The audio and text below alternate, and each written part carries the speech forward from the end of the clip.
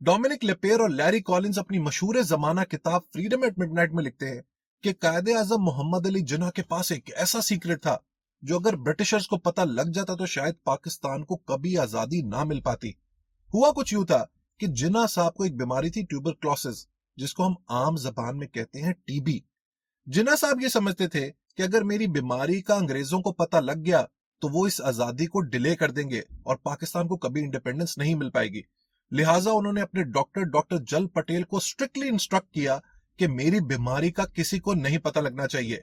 And kudos to doctor जल Patel as well, जिन्होंने कमाल की राजदारी रखी।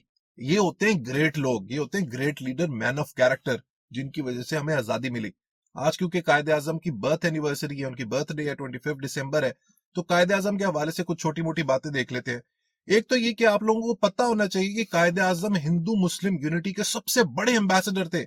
वो चाहते थे कि हिंदू और मुस्लिम हमेशा आपस में साथ रहें, लेकिन इन द लॉन्ग रन उन्होंने ये रियलाइज किया कि ये मुमकिन नहीं है। लिहाजा उन्होंने पिवट किया और एक नई मूवमेंट स्टार्ट की जिसमें उन्होंने पाकिस्तान की इंडिपेंडेंस के लिए काम किया। इसमें सीख हमारे लिए यह है कि we should learn to pivot in life.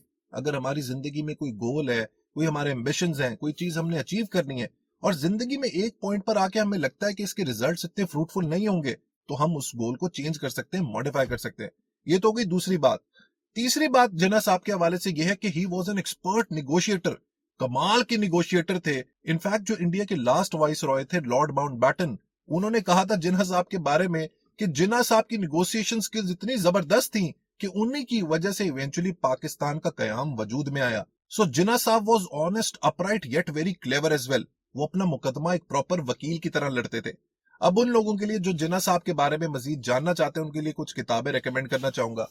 सबसे पहले जनाब जिन्ना इंडिया पार्टीशन इंडिपेंडेंस, जो जसवंत सिंह ने लिखी थी, very renowned book in India and Pakistan. इससे आपको पता लगेगा कि इंडो पाक की जो हिस्ट्री है हमारी, specially at the time of independence and in the British time, वो कैसी थी और जिन्ना साहब का क्या रोल था इसके अंदर।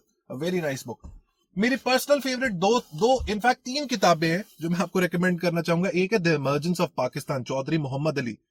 कमाल की बुक है। इसमें जो एलोक्वेंस है चौधरी साहब की, जिस तरीके से उन्होंने वोकैबुलरी का इस्तेमाल किया, लैंग्वेज का इस्तेमाल किया और जो वहां की सिचुएशन बताई है उस जमाने की, so this is an amazing book to read. Specially वो लोग जो सीएसएस कर रहे हैं उनको मैं ये जरूर रेकमेंड करना चाहूंगा, द इमर्जेंस ऑफ पाकिस्तान। एक और जबरदस्त किताब है जिन्ना वर्सेस गांधी, रॉड्रिक मैथ्यूज ने लिखी है। Again this is a comparison between Jinnah and Gandhi. Of course दोनों ग्रेट लीडर्स हैं। जिन्ना हमारे लिए हैं, गांधी साहब जो हैं वो इंडियंस के लिए हैं। Both are great leaders, so we need to know कि इन दोनों की पर्सनालिटी कैसे थी if you juxtapose them and compare them. एक किताब मैं आपको ऑलरेडी रेकमेंड कर चुका हूँ, Freedom at Midnight. Gold standard है, वेरी अनबायस्ड बुक। उसको जरूर, वो अभी मेरे पास मौजूद नहीं है फिजिकल कॉपी, शायद मेरी लाइब्रेरी में पढ़ी हुई थी बट मैं उसको ढूंढ नहीं सका। सो वो किताब आपने जरूर पढ़नी है। लेकिन बेहतरीन, सबसे बेस्ट किताब जो जिन्ना साहब के बारे में है वो लिखी है इश्तियाक अहमद साहब ने, Jinnah successes and failures and his role in history. जनाब काफी मोटी किताब है, लेंदी है, but it's very comprehensive, very detailed. इसमें आपको जिन्ना साहब की पर्सनालिटी की स्ट्रेंथ्स एंड वीकनेसेस दोनों पता लगेंगी। और इश्तियाक साहब is my personal favourite, very unbiased individual. और मैं इनको आई रियली फॉलो हिम और उनकी जो लिखाई है वो बड़ी जबरदस्त, मुझे बड़ी पर्सनली बहुत पसंद है। सो जिन्ना साहब के बारे में अगर आप जानना चाहते हैं, सो दिस इज अनदर बुक।